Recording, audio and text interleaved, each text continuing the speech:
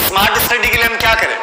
तो smart study का यही तरीका है, मैंने आपको बार बार बोला है, ये मुझे पता होना चाहिए कि मैं जो पढ़ रहा हूं वो पढ़ रहा हूं क्या वो उपयोगी है कि नहीं है, उसका आउटकम्स क्या होगा। ये लर्निंग आउटकम्स में पढ़ाऊंगा वही तो बात करूंगा, ये आउटकम्स कैसे होगा सब, कि मैं जो पढ़ रहा हूं उसका परिणाम पॉजिटिव आएगा कि नहीं आएगा।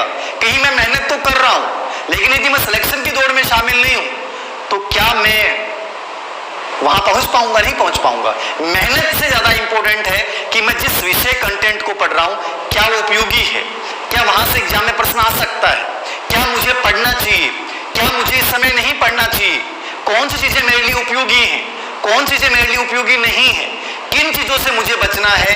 यानी कि याद रखना सेल्फ स्टडी का फार्मूला ये है सेल्फ रेगुलेशन। सेल्फ रेगुलेशन, आत्मनियमन, मुझे अपने ऊपर नियमन रखना है, मुझे ये चीजें हासिल करनी है, मुझे चीजें हासिल नहीं करनी है, मुझे हर उस अवांछित चीज से दूर रहना है जो मेरे लक्ष्य को मुझसे डाइवर्ट कर सकती है। याद रखना, लक्ष्य से मुझे डाइवर्ट कर सकती है। तो सेल्फ रेगुलेशन पहली शर्त है स्मार्ट स्टडी की, आत्मनियमन। अपने आप को नियमित कीजिए, अपनी विषय वस्तु पे आधारित पे इस कंटेंट क्या पढ़ना है, कैसे पढ़ना है, पूर्व एग्जाम में क्या देखनी है, इस चीज को फॉलो करना है, इसको नहीं करना है। तो self regulation is first need, पहली प्राथमिक आवश्यकता है स्मार्ट स्टडी के लिए सेल्फ रेगुलेशन। नंबर 2 पे आवश्यकता है आपको एक प्रकार से मैं कहूंगा कि नियमितता, ठीक है, कॉन्टिन्यूटी, की मैं जो कर रहा हूं वो नियमितता से कर रहा हूं कि नहीं कर रहा हूं। आप 4 दिन बहुत अच्छी स्टडी करते हैं लेकिन 2 दिन नहीं पढ़ते हैं तो वो स्थिति जो है वो आपकी स्मार्ट स्टडी नहीं करवा पाएगी। स्मार्ट स्टडी ये कहती है कि नियमितता होनी चाहिए, और नियमितता किसमें, आप जो पढ़ रहे हैं वो हर पाठ 4 दिन या 5 दिन बाद में रिपीट होना चाहिए, 6-7 दिन बाद में रिपीट होना चाहिए। उन चीजों को बार बार रिपीटेशन करें और जो टाइम टेबल आप फॉलो कर रहे हैं उसको रेगुलर बना के रखें, तो नियमितता रखें। और तीसरी चीज स्मार्ट स्टडी के लिए जरूरी है वो है सेल्फ कॉन्फिडेंस।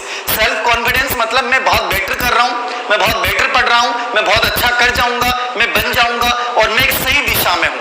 अपने ऊपर बहुत अच्छा विश्वास आप में होना चाहिए। तो सेल्फ रेगुलेशन होना चाहिए, निरंतरता या नियमितता होनी चाहिए, और तीसरा सेल्फ कॉन्फिडेंस बहुत गजब का होना चाहिए। ये 3 चीजें स्मार्ट स्टडी के लिए बहुत जरूरी हैं स्मार्ट वर्क करने वाले के लिए। तो ये थीम थी। ये वो बच्चे जो मम्मा की गोद में बैठकर उम्मीद करते हैं कि हमारे लिए सब कुछ बना बनाया मिलेगा, हमें पका पकाया मिल जाएगा, ये वो बच्चे हैं जो हर समय पीडीएफ के इंतजार में रहते हैं, जो ये मानते हैं कि हमें तो कुछ मिल जाए, ऐसा कोई सेटिंग बैठ जाए। तो जिंदगी में सेटिंग के चक्कर में कभी मत रहो। सेटिंग जिन्होंने भी की है उनका हसन तेरे नाम में जो हुआ था वही होता है, याद रखना।